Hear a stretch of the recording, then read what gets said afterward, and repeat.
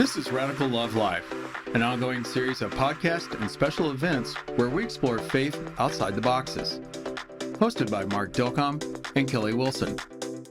So, hey, Kelly. Hey, Mark. How are you? I'm freaking awesome. And you? I am really, really good. It is a beautiful day. It is a beautiful day. I like it, even though it's a little chilly. Yep. But it's, I'm recording, as people watching this can see, I'm recording from home. I've got all these beautiful trees outside. Leaves are falling. It's like total autumn suburbia out here. So I'm enjoying it quite a bit. Great. Did you have a good Halloween as well? Yes. My kiddo went to a Halloween party last night, which was, I was really glad to see her socializing, and Nice. and I got to be dad taxi. So Great. very It's happy with always that. good to Did be you have a dad good? taxi. Did you do Halloween? We did. We celebrated a friend's birthday down in the village. Had some fabulous food, and then we walked over and watched the village Halloween parade, which is always a spectacle. So stunning. I love that parade. It was a great time. So, Very wild. So Well, what are we talking about today? well, my friend, we have a special guest. Andrew Whitehead is joining us today. Hey, Andrew. Hey there, how are you? Awesome. Good to have you on here. Yeah, thank you. So, for our listeners, let's give a little bit of bio on Andrew because he's bringing something to the table here. So, Andrew, it says here you are the associate professor of sociology at Indiana University, Purdue University, Indianapolis, where you co-direct the Association of Religious Data Archives at the Center for the Study of Religion and American Culture. That's quite a bit there. Yeah, That's a keeps me mouthful. busy. It does. And also, we're going to talk a little bit about your book that I have in my hand, American Idolatry, right now. But you also co-authored another book as well, Taking America Back for God, Christian Nationalism and the United States as well, correct? Yeah, that was my first book that I co-authored with Sam Perry, a Right colleague on. of mine. Yeah. Fantastic.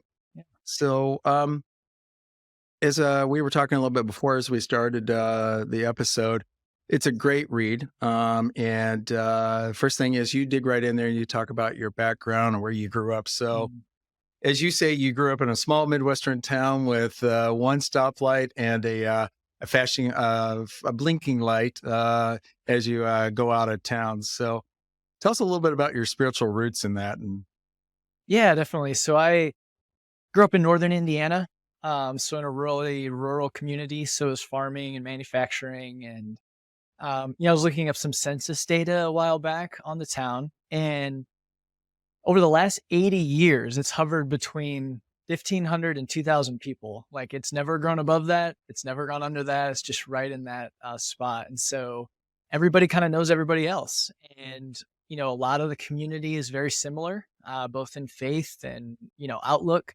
and community and neighborliness and all these things were just a key part of growing up there. And this is too where my faith was formed in a lot of ways. So going to church, you worship alongside people that you interact with in other spheres, whether they're your middle school teacher or electrician or florist or whatever else. And just kind of how we saw ourselves, as Christians and as Americans, these were tightly intertwined. There wasn't a lot of space between those, right? They just kind of seamlessly wove together. And to be one was to be the other. And to be a good person was to kind of embrace both those identities. And yeah, this was kind of where I grew up. And for me, I had good experiences growing up in the church. I was welcomed and it was a warm, inviting place. And I knew I was cared for in those spaces. And that's what really formed me.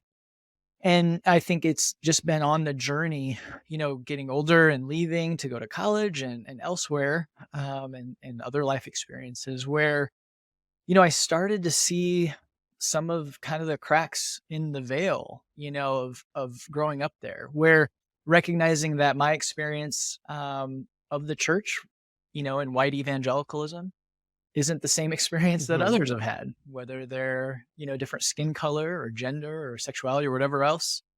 than me. And so that's kind of what started, well, why is it different for other folks? And then, learning some of the history of the country I grew up in, where there's a lot of wonderful things about being born here by historical accident, right? I didn't get to choose to be American. I was just born here.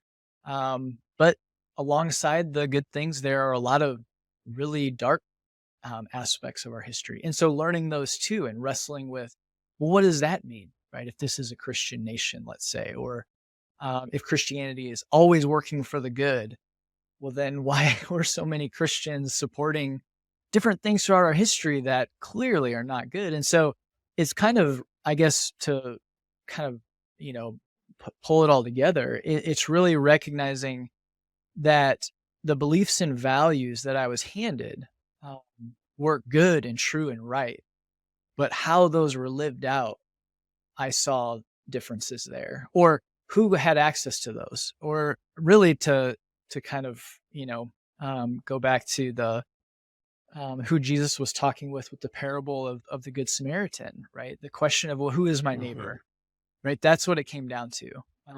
We love and we care and we are neighborly, but how broadly, right, does that apply? And how deeply do we have to engage in that? I think that is a lot where a lot of the wrestling happens. So yeah, that's a bit of my story and kind of the path that I've been on and continue to be on, and that I try to invite people into with this book to begin to wrestle with some of these things wherever they're at on their journey. Mm, great response. You did mention the book, and I also mentioned it in the intro there, that the first book that you wrote, Mm, Taking America Back for God.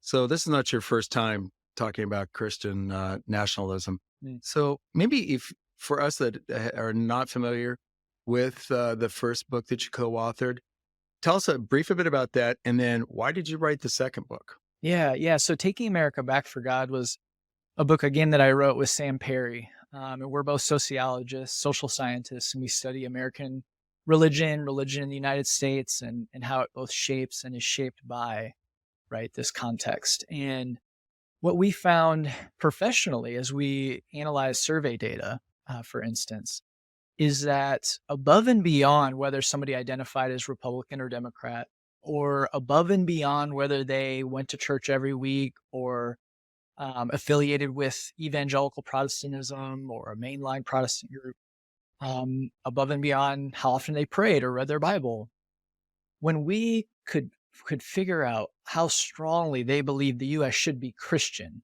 and distinctively Christian, it told us something extra about how they saw the world. So it wasn't just politics and it wasn't just personal religion, but it was kind of this overlap, this melding of public expressions of religion that really told us a lot about how Americans see their social worlds, how they vote, how they act, who they support, who they don't support, um, who gets, full access to civil liberties and who does not. And so what we found over and over in our studies was that this was telling us something new. And so that really encouraged us to write that first book, to write to a broad audience, but to lay out the social scientific evidence of what Christian nationalism is, defining it, looking at how widespread it is across the American public, and then to look at, well, what is it associated with, right? When we're looking at politics or different important topics like immigration or religious diversity or gender ideology or sexuality in the US, all these different topics, what does it kind of predict when we know Americans either reject it or embrace it? So in that book, we're really trying to lay out, to a popular audience, just exactly what the social science says.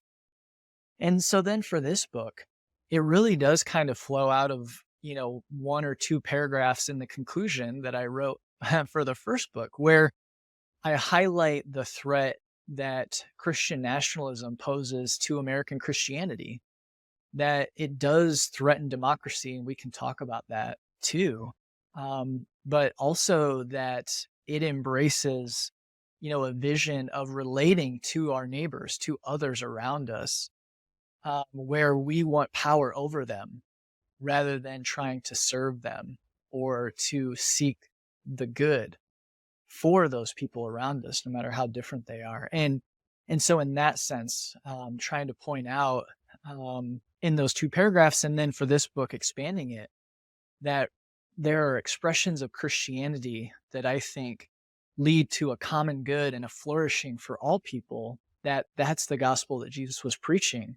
And I kind of highlight Luke 4, right? His first recorded, um, uh, speaking the gospel for the first recorded time, that he's highlighting the good of all, and that the kingdom of God coming and us being a part of that has real implications for how we relate to one another. And Christian nationalism, what we find over and over in the social science, is that it outright pulls us in the opposite direction. It is not about the good of all or a common flourishing. It's really focused on the good for a few, right? And that only a few flourish. And so this book really kind of expands on that. One phrase that I see coming up several times in the book, at least early on, and I have a feeling it's reflected in your earlier book, is quality data or Mm. quality research. Because I just want to point out to our listeners who might be thinking of this in terms of, our current news environment, often editorial content comes across as fact, but that Mhm. you're really working with some actual scientific quality data. Yeah. Can you Yeah. No, that just expand on that a little bit, just so we know what this is based on? It's not just opinion. right. Yeah. No, I really appreciate you bringing that up. Yeah, this is based on a number, probably by this time, 8 to 10 national surveys of the American public, right? And so we're gathering data according to the social scientific methods of our field, and much of our work, which now is probably close to 20 to 30 peer-reviewed articles in journals where other sociologists are reviewing those, and then they are published. And so it goes through that peer review process. And so that is, I think, really important to highlight, is when we define Christian nationalism or talk about what it's associated with, we're bringing the methods of the field of social science to bear on it. And so, yeah, we're not Mhm. just kind of pulling it out of thin air or thinking this is what we think it is. We're able to show empirically that this is what it is and this is what it's associated with. And I think that's really important then too, with this, with American Idolatry, this book, where I write, to a Christian audience as a Christian, trying to share what I've learned and what I know, that this flows from that foundation of social science, but that it has something to say to us about how our faith is lived out. And so, yeah, I think, Mark, we mentioned this earlier, the end notes, right? The things in the back of the book that you don't have to read, but if you really want to follow the trail, you can go there and it's going to show you the studies that I'm citing from, and you can follow that. And so as an academic, I really take that seriously, of giving credit to the ideas of other academics or people I've read. But then too, it should hopefully build up a trust where folks know that, I'm not just making this up out of thin air, but it's based on research and writing of the highest kind. So, I got all kinds of questions over here, but I'm full of them. okay. One of the things, that when you talk about being a Christian, talking to Christians, is Mhm. that, having come up in an evangelical background myself, I know that there are a lot of Christians who, when you say Christianity, they have a very specific idea of what the gospel Exactly. means. And it Yeah. tends to be about personal salvation, about, kind of hunkering down until the end times, Yeah. uh, those aspects. And you talk about personal salvation a little bit, but you also talk about social justice. And um, I just wondered if you could talk about how you hold those things together, the relationship between those. Because I've been in churches where it's all about every service has to have an altar call for personal salvation. And I've been in churches where everything is a call to justice and you don't really talk about your personal relationship with Jesus. Mhm. What's the relationship between those two?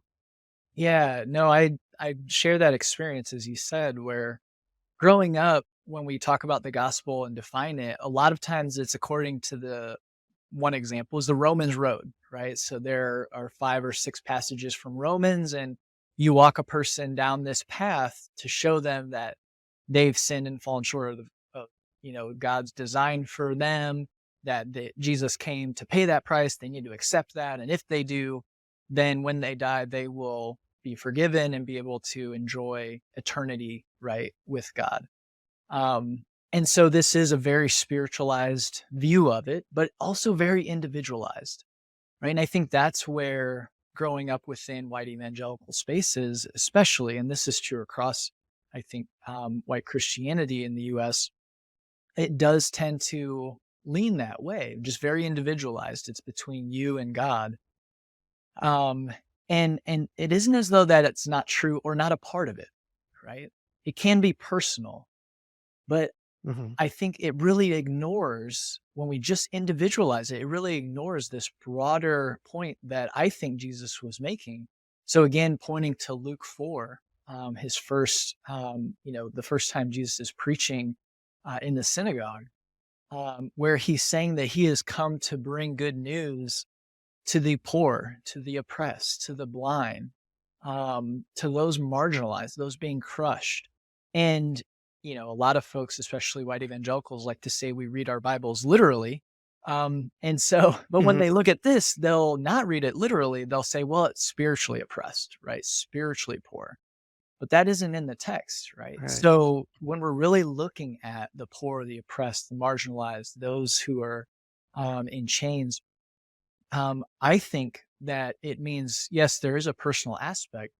There's also an aspect of the gospel where God's kingdom coming has implications for how we relate to one another, right? And the systems and structures that organize our lives that do cause certain groups to be oppressed, to suffer, and that it isn't just one person suffering, but that they're a part of a community that maybe not doesn't have the ability or the access to flourishing as our society is structured. And so that's where I think these things have to work in tandem. There is a personal aspect to Christianity, but it is located within this communal understanding that God has something to say, and the kingdom of God has something to say about how we relate to one another. And being aware of that, I think, is part of what it means to be Christian.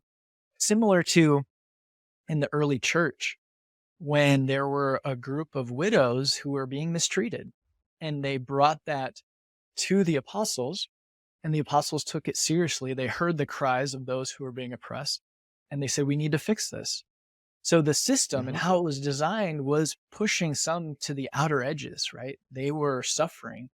But those early Christians, they listened to those cries of the marginalized and did something about it. And so I think that's the similar, for me on this journey, what I feel we should be called to as Christians in the US is not just focusing on the personal aspect, but recognizing that we're a part of how we relate to one another. And then realizing too with our history, when we just individualize the gospel, it allows us to put up blinders and to stay either ignorant or just not be aware of the cries of the oppressed because we think Hmm. Christianity only has to do with me and my relationship, some sort of Mm. vertical and not a horizontal relationship. And so I think that's a real danger too. It's not only what we failed or what we're doing, but what we fail to do and who we fail to hear. And so, yeah, these are things that I wrestle with in the book and try to lay out that the gospel is both personal, but it is collective, and it has something to say about how we relate to one another. Thank you for that. That's some great insights about the kingdom. Yeah, it Yeah, is. Thank you. yeah. So, Andrew, I want to turn to the book, American Idolatry. And you kick it off in your preface with what are 7 difficult questions. And that kind of hit me right between the eyes because you're absolutely right. All of these are questions that we need to ask ourselves. So let's dig into these a bit. And the first one you ask is, if our nation was built on Christian principles, why do our forebears treat Native Americans so viciously? What are some committed to ignoring this history today? Mm. Yeah, I mean, I think we're wrestling with a lot of this right now, right? With what histories are taught and who gets to talk about those and what implications do those have for us. And so for me early on in school, we learn a little bit about, before the US was founded or soon after, what it was like for those coming to these shores and the people that they, interacted with and engaged with, and then ultimately what we did to push them off land, or a lot of the death and destruction of those communities that took place. And wrestling with that, if this was if the narrative is that we used to be a Christian nation, we need to get back to that, well then that has implications, because if those were Christians doing that, and they were, what does that tell us, right? And how are they relating, and is that a way that we're supposed to relate to others? So what else could be going on here? I think, yeah, that was an early question for me, that really highlighted there's something else happening, right? It isn't just Christianity, but we're adding in these other cultural values that I think tend to pull people away from an expression of the gospel that seeks the good of those around us rather than our own comfort or our own power. Yeah, well said. And we are seeing some awareness and recognition to that, at least in Canada. There's Hmm. been a call to the Catholic Church and the Anglican Church up there. We have a little bit of it going on here in the US, where we realize that we came in to indigenous people's lands, took it away from them, and then did our very best to destroy their culture and assimilate them into the way we wanted them to be. Right. So, and that we cannot ignore our reality. It's not like, this is some version of somebody's history. This is what did happen. So, and we'll have to reconcile to that someday. Which kind of goes into the second point that you make, Mm. which is another travesty, and that is, you ask if Christian theology is so profoundly shaped our national values of liberty, human rights, and full equality, why did even the most devout Christian citizens enslave Africans, ripping them from their land and destroying their lives and families? Mm. Why did our political leaders and the people who supported those leaders bar Black Americans from the full rights of citizenship so long? Why do Black Americans continue to face hurdles today? Yeah. Right. Yeah, I think too it's wrestling with that history. So I think, social science does such a great job at helping us see and understand where we're at right now, right? We can gather data and I can look at how these different views are associated with one another, or look at how life operates in this moment, the systems, right, that guide our lives. But that doesn't happen by accident, right? And so good history is so important. And yeah, it's been such a key part of my professional and personal growth is reading good history to understand the choices that were made, you know, when way back when, or maybe not so long ago, that serve to structure our life now. Those ripples continue. And I think it isn't as though we are personally responsible for making those choices that resulted in a society that we live in now that is racialized. And by that, it means when we say a society is racialized, that different racial and ethnic groups have different experiences in this society. And that is borne out by empirical data. There's no arguing that the maternal health rate is different for white and Black women. There's no arguing that racial minorities have a different experience with the criminal justice system Right. or the death penalty. Those We can't argue those facts. And so when we live in a racialized society like that, again, it doesn't happen by accident. And it isn't as though I personally created this racialized society, but I have inherited it. And so now the question becomes, well, what am I going to do with that inheritance? Right? It's similar to, I've heard one writer describe it as you inherited a hotel from your grandparents, let's say. And Mhm. when they built the hotel, they had steps up to it, but no ramps or anything. Well, now there are folks in wheelchairs that would love to use the hotel, but they can't get up the steps. So as I inherit this hotel, I didn't personally choose to just have steps, but I see the problem before me, right? I recognize that there is something blocking others from access to it. So will I take responsibility for what I can control in this moment to make life better for those who need access? And so in that sense, I think that's what we have to see ourselves as, is that we've inherited this country and these systems. And while I'm not to blame for making a racialized society, I am responsible in this moment for doing what I can to rectify it as much as possible. And again, I can't do it alone. Like we have to do it together and make choices to change that together. And so, I think a lot of times some voices want to say, "Oh, don't make me feel guilty. I didn't choose this," or, they'll say like, "I didn't enslave anybody." And yes, that's true. But now we've inherited a society that does treat groups differently. So what can we do to hear those cries and then to hopefully make it better for all, so that all can actually live into some of those values of the United States that were written in some of our founding documents, right? The pursuit of, or, that all are created equal in the pursuit of liberty and justice for all. Can we live into those values even more? And I think we can. And I think that it is worth the shot, worth the effort in that sense. Mm. Wow. I love your analogy of the I love hotel. that. Yeah, me too. Me too. The whole like I didn't build it that way. Uh, uh, one of the follow up questions to your talk about the racialization of our society. There are some people who would prefer not to engage with some of these histories because they say that it demonizes white people. That they're saying like, oh, now I have to be ashamed or embarrassed or apologetic about being white. How would you respond to that? That worry about critiques of white Christian nationalism. Yeah. That's a tough one. Because again, I want to make clear and recognize that yes, like most white Americans today did not personally enslave or choose to suppress or depress certain groups. I get that. But when we're talking about shame and feeling ashamed, when I look at the fact that if I had been born in the South, let's say, in a sundown town in the early 1900s, um, that was where lynchings took place, and they took place on Sundays outside of churches or in town squares, and there were thousands of white folks that would show up to that.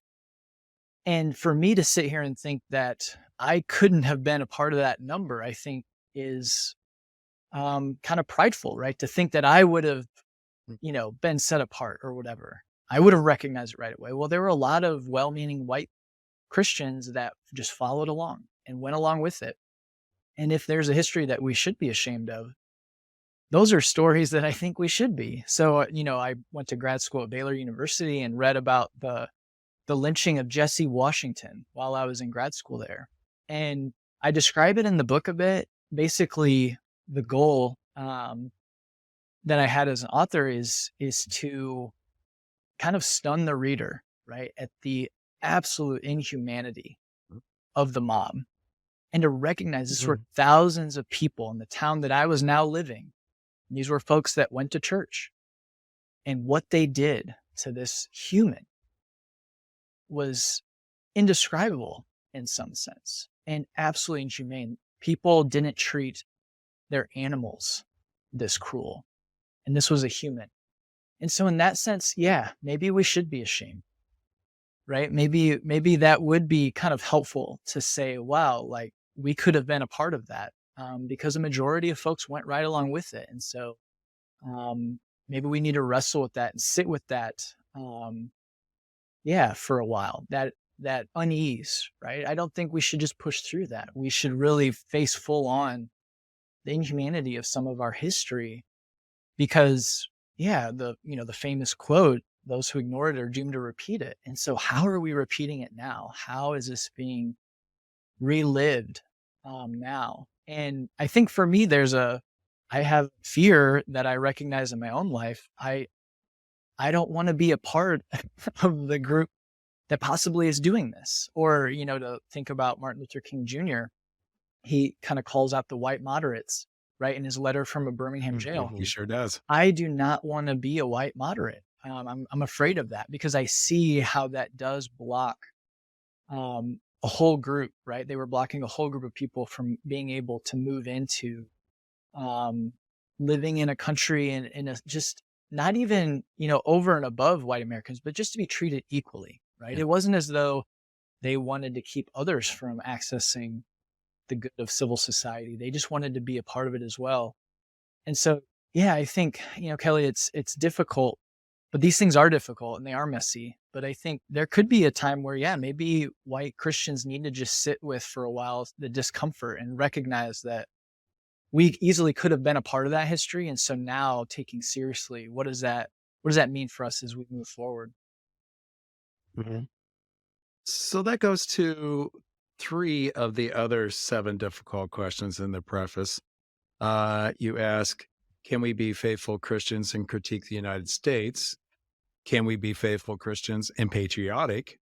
And can we be faithful Christians and celebrate this country and our citizenship? So I love that you tease each of the questions out separately for the points, but to what you were just talking about in your own study of history, um, how do you answer that? Can we be faithful and critique the U.S. and be patriotic and celebrate our country and our citizenship?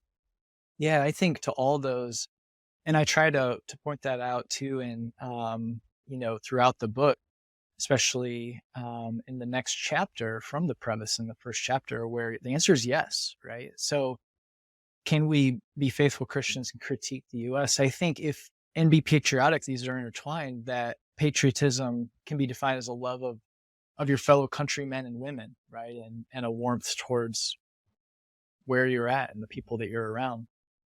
But I see that as it doesn't have to exist over and above caring for those who are not your countrymen and women. In fact, it shouldn't be. But if you care for something, wouldn't you tell the truth about it? You can't say that you are in a loving relationship with a spouse or a brother, sister, or a parent, and or a child, and never tell them the truth, right? In some ways, that is unloving. And so, to be, I think, a faithful Christian and American, and to be patriotic, it means we need to look at the good and the bad. And again, I'm not here to say that no good has ever been done in this country or by this country, Mhm. or that Christians have always been on the side of, pain and anguish for other groups. But so often, um, there's a desire to only paint Christians or Christianity in a positive light. But I think, again, that doesn't tell the truth about this history. And if we want to do better, between ourselves and to others around us, we have to recognize that we can be a part of things and have been a part of things that are really dark. And so we don't have to just look at one or the other. But right now, I think we need to look closely at the ways that we have hurt and marginalized those in the past, because embracing Christian nationalism does that to folks now, right, in the present. And so I think in learning from our past and recognizing what was taking place, hopefully that equips us to look with clear eyes around us in this current moment and think through, well, who is being marginalized, whose cries are not being heard, how are we participating in social groups and movements and systems that perpetuate that? And then how can we change that, right? What do we need to do to move away from that so that we're not committing again these same mistakes, right? Where 60, 70 years from now, folks will look back and wonder, how could they have done that? Why were they doing that? Hopefully we can all be a part of moving towards a future where there's less pain, right? That we're a part of seeking the good and flourishing of all those around us. Yeah. Yeah, it's a both and. It's not an either or. That's the one thing it for me has really been a challenge is to change my worldview to hold that both and, Mm, which if you read anything in the that's my takeaway from the Gospels in particular. This guy named Jesus had that capacity to do the both and it's not a natural instinct, I think, for us humans to have that ability. We do either or. Binary works really well. My point being is that it's just how we live in our culture. We want to see things as right, wrong, good, bad, yes, no, Mm. all of that. And you're asking us to lift up a little bit and be both and in those. Mm. To that end, also, I mean, to finish through the difficult questions here, you bring out another one. If the United States is a Christian nation, a beacon of hope and democracy to the world, why do we often treat immigrants and refugees with such disdain and sometimes outright violence? Why don't we do more to help them? And we live right in the middle of this. We've been seeing this now for, it's this is not new, but it's getting worse. It feels like than getting better. And I wrestle with that question. How does somebody who say that they are Christian do what they do? And I know just in the last few minutes, we've been talking about from a US perspective, right? But being a Christian means it's more than that, right? It's a universal concept. And if you identify with the universal Christ, so at least keep it at a global level, like on our little, rock here that we share.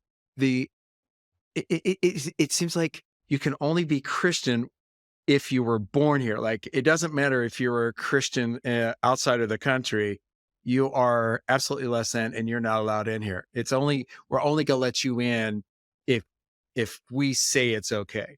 And I don't get that. That just blows my mind. Yeah. Yeah. Well, and I think that's one of the things as I study Christian nationalism, it really is focused on creating categories of us and them, right? And really clearly defining who's in the in group and who's in the out group. And so often that falls along ethno-racial lines, right? We, by our skin color or the language folks speak, right, we're able to quickly determine, are they one of us or not?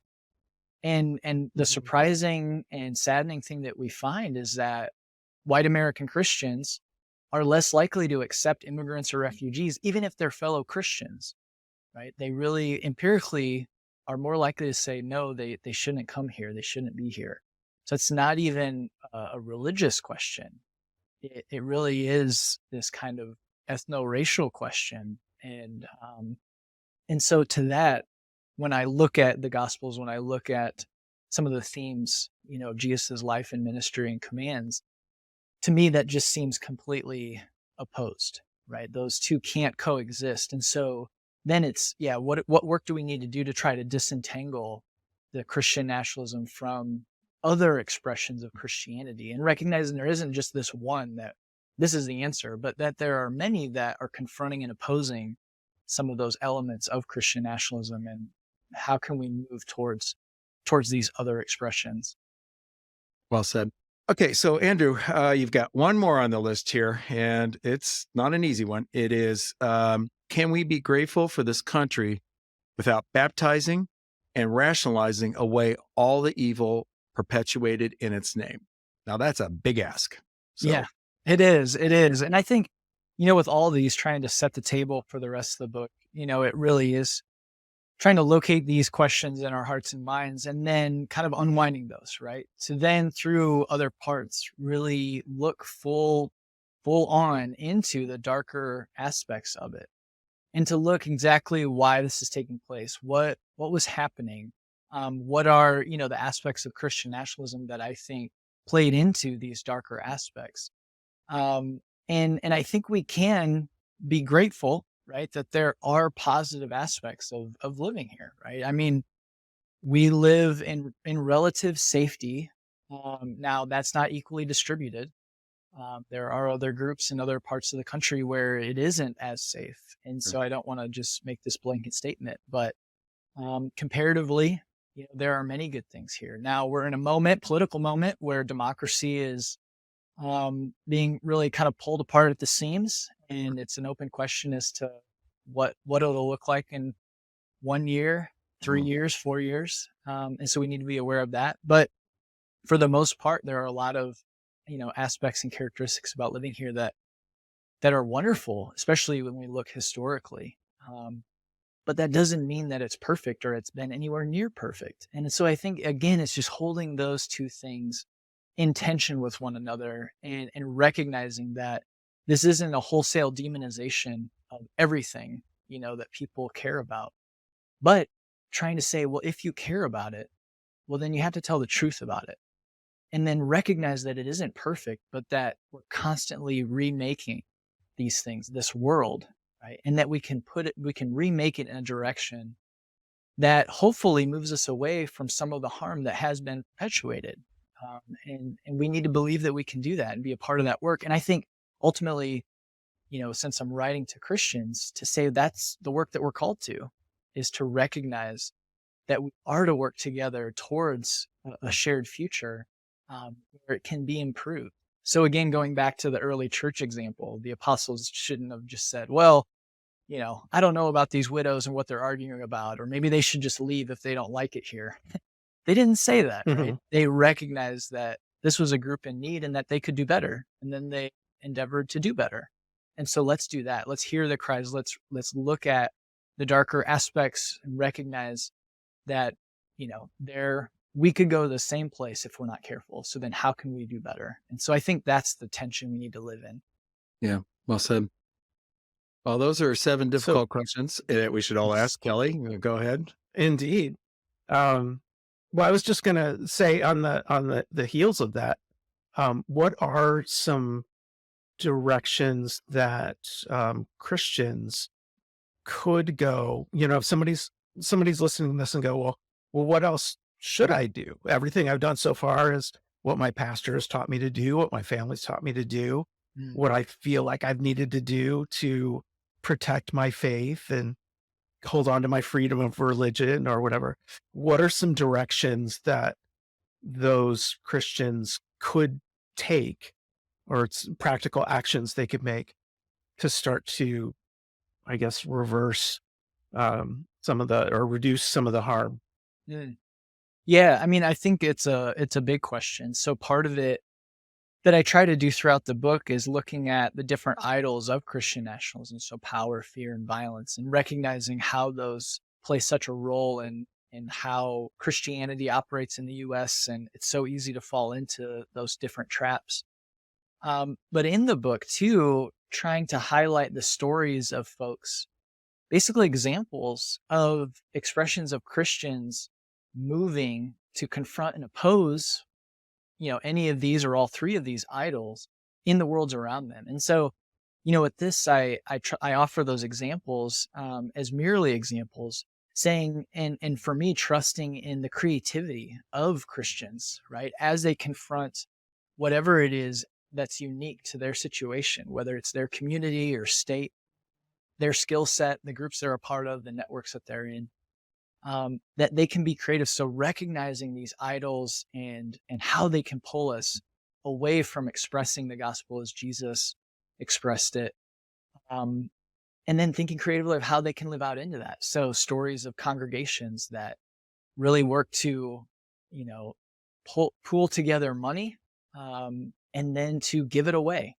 to groups that could invest it in, African American communities and causes, recognizing that so much of our history has taken from these groups, right? And that was unique to their situation and where they were moving as a congregation, but then they acted. They acted right in the moment. And so that's one story. Or another story is a friend of mine who works, started a nonprofit and works to integrate refugees to her community into the community.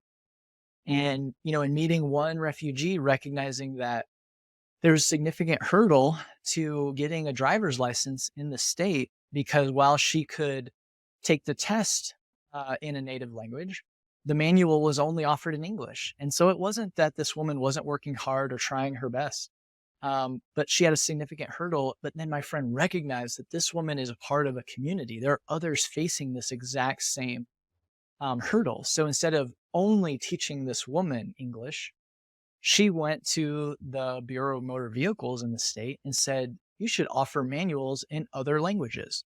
And so now she's Mhm. thinking at that community systemic level and solving a problem in meeting a person where they were, but for a whole group of people. And so I think those are examples of Christians recognizing how we fall short of loving our neighbors and how easy it is to ignore those cries for help because, again, everything's working for us. But in the Mhm. moment, seeing that need and then recognizing that this is part of a broader need for a whole community of people, and how can we be a part of, of loving and being good neighbors to this whole group. So throughout, the book, I try to offer those examples. I have a question for you, right off of this. So that's a great way to look at the, what you didn't use this phrase, but it sounds like you're describing the moderate Christian who Kelly, I think, is your archetype here, who is not a Christian nationalist, doesn't fit that category, but they really do wonder what can I do to be a part of the solution? Mm, Um, what what does the moderate do with the Christian nationalist? mm. Well, I think, Mm. in some ways, where what we see empirically is that most Americans are somewhere in the middle, right? Most Americans do not strongly embrace Christian nationalism, and most do not strongly reject it, but they resist it to an extent or have mixed feelings about it, or are somewhat sympathetic to it. Because for many Americans who are, either nominally or Christian, they would say, well, if any religion is kind of elevated in our country, it might as well be Christianity, right? And based on our history, they just kind of assume that, and I get it. I can understand the logic of that thought. But I think what our research shows, and that I think is really important for Christians to recognize, and that again, that kind of brings the fear to me of being a moderate Christian, is that many times, you know, being just kind of in the middle or in moderation, creates fertile ground for that extremism to take root and then grow and flourish and bloom. Right. So it's the folks that don't say anything, that allows those that are maybe strongly embracing it, who speak very loudly, to go unopposed, and to say that, well, maybe I'm not the one trying to enact legislation to put "In God We Trust" in all schools. But if I stay quiet and allow those who are pushing for that legislation to be the only voice, to be the only Christian voice that anybody hears, right, then that allows for that to move forward and to be unopposed. So I think for me, um, you know, as I look at myself, and then too, as I, try to share with others, based on research, is that, um, it's those Christians who maybe are moderates or, somewhat sympathetic. We need them to start saying, right, no, we can't lift Christianity above others because it creates this harm. And that's why, throughout the book, I try to, um, share a lot of that empirical evidence, is that even if you are sympathetic to it, it can pull you in directions that I think Christians don't want to be pulled in, but maybe they're just not aware to. And so, how can we move towards confronting and opposing Christian nationalism so that we're not caught in that middle, that again allows for that extremism to take root and then to one day bloom and harm other communities? Yeah. So it Well, sounds like the answer there is something like is you kind of have to take a position. And I just pulled up a Bible verse here, Colossians 3:16. Let the word of Christ dwell in you richly as you teach and admonish one another with all wisdom. Like this might be a chance for the moderate or left-leaning Christians to admonish those that are further right. Yeah. Well, and I think, sometimes what's so helpful, and actually love Colossians, that's one of the books of the Bible that really, I think, engages me in this broader, engagement with Christian nationalism. And in a lot of ways, when we take a moderate or a silent position, so often that can be co-opted as tacit support for those who want to yep. push Christianity to the forefront. And so it is, to say, well, I will opt out. I'm not going to be a part of this fight. That you can do that when you're in a privileged position. When the politics aren't coming down on you and your community, you can say, well, I will be apolitical.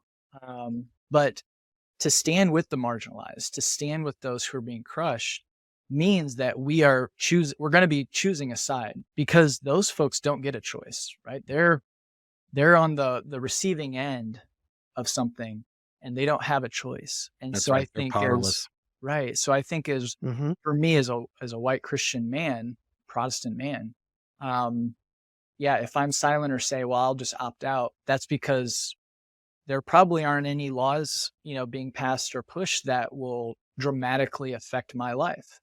And that's a life of relative privilege. And so I think we have to really start looking at it in terms look at it from that angle. I think hopefully helps us to see, well, what can we do and how and why is that important? Yeah, great. Because here we are, for the folks that are not watching the video of this. So here the audio portion of this, three white guys talking about Right.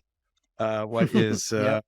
white privilege essentially. But let's be honest, it is what it is, and it's a fairly new concept for our culture, right? Because where I grew up in the Midwest, we didn't talk about things like this. It's only been within the heck, even for me, for the only last maybe 5, 7 years tops that I've even knew what that meant, or knew the phrase white privilege, let alone now spending the last several years really picking it apart, deconstructing it, realizing, oh yes, I definitely have a life of white privilege, and I have to do something with it, right? Not only do I have to acknowledge it, but then because it comes with inherent power, I can do good things with it. Like I can actually use it, and not because there are folks that simply cannot have a voice. They don't have a Mm, seat at the table. So then, therefore, it's called upon us to actually act together to bring that. And to your point about choosing a side, yeah, I want to be on this side of that.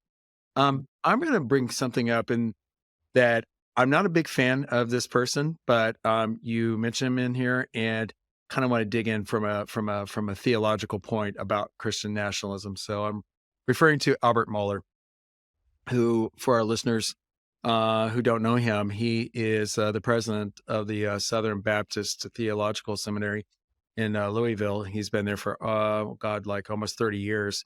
He took that role on when he was in his 30s, as I recall, and he has, if he's not the mastermind, he is certainly one of the masterminds that has shaped what is the direction and theology of the Southern Baptist denomination over the last 30 years through his work and through the denominations and what you see going on through their different churches.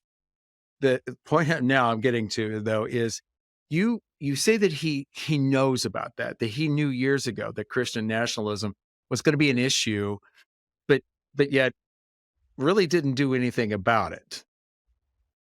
yeah, yeah. So post January 6th, I listened to his podcast that he does maybe daily.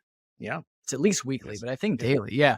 Likely. And he was talking about what happened there. Obviously, he decried the violence, which was good to see. And then, he talked about the Christian symbolism that was there, and talked about how that was, grieved him, which I was in agreement with that. And he talked about how, there are kingdoms of this world and the kingdom of God, and those are different. And I thought that was in line too. I agreed with that.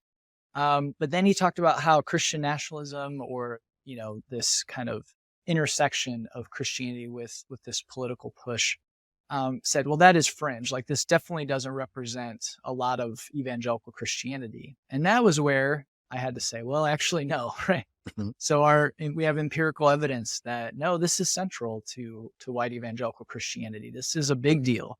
This is something that we all have to wrestle with, if you're Christian in America. And so that's where I think he was wrong. But then what we found is a year later, when he recounted that episode on January 6th, 2021, he talked about the insurrection, but then he really kind of ignored or skipped over the Christian symbolism. So right after he engaged with it, which was good, but then he tried to say, well, this is just fringe. But a year later, he really kind of just ignored all of that. And so I, used him as an example of how easy it is for us then to just say, well, I don't know if that was necessarily true, or should we really even worry about it anymore? And I'm trying to say, yes, we should. This is still an issue.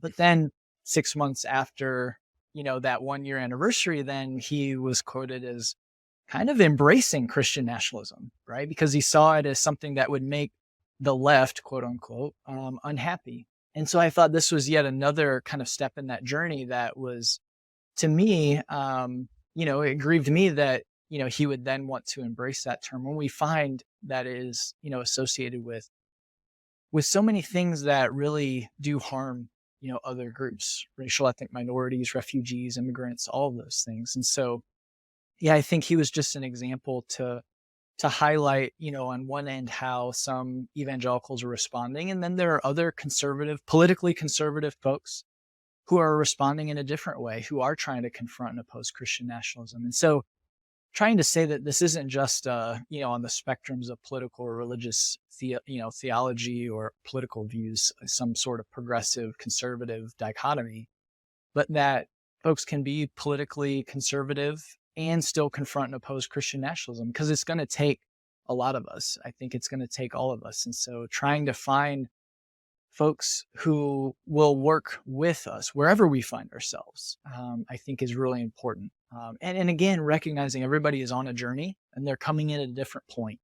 And so we can't expect folks to just emerge, right where we're at, or wish that they just understood it more quickly, because these are difficult, really deep issues. And so the more that we can work together on them with patience, and not in trying to say that we shouldn't act now for those who are marginalized and being crushed.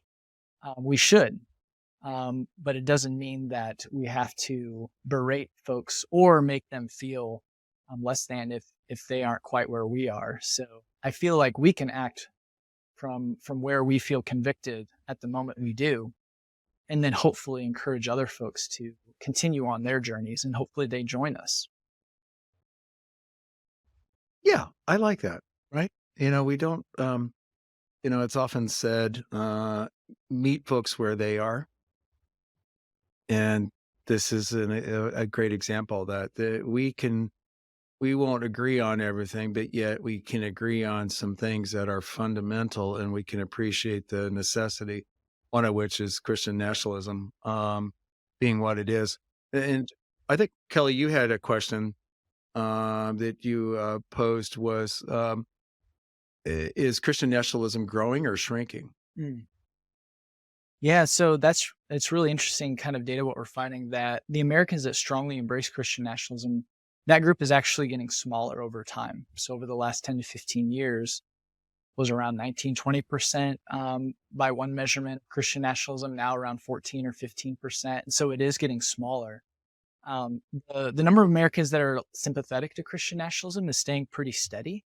So again, it's that group that may stay quiet, right, and not actively oppose Christian nationalism, but will be silent. So again, there's issues there with that.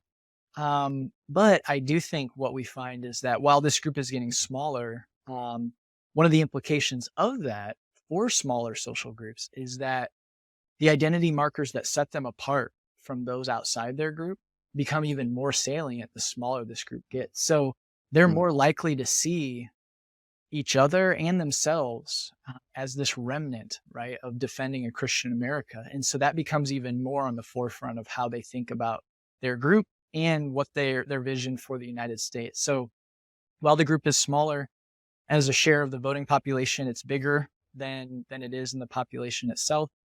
And this is a very salient identity to it. And so that's something to keep in mind as well, right? This is very, very much at the forefront of how they're thinking about and seeing their place in the world and what they do and how they do it, and think about and hope for the United States. Yeah. It's interesting how you see that play out practically in, trying to pass laws that restrict people from voting, or to, really embrace the electoral college because it leans toward, Right. a minority having a voice over a majority. You see that they're this ragtag band of rebels that are finally, they're holding on to the one true way. Yeah. Yeah, for sure. We're getting close to ending this time. And Andrew, thank you very much for this. This has been a great conversation. And I hope our listeners find as much value in this as I have. We can't leave, though, without, acknowledging what has just happened recently with Mike Johnson being elected by the Republican Party as the Speaker of the House. And we are learning daily now that there's more and more to him about his spiritual beliefs and religious tenets, I guess. And he sounds like a Christian nationalist. So I'm going to ask you a two-part question. First of all, what is the definition of a Christian nationalist? Yeah, so Christian nationalism we define as a cultural framework which is made up of narratives and symbols and values and beliefs that advocates for a close fusion of a particular expression of Christianity with American civic life.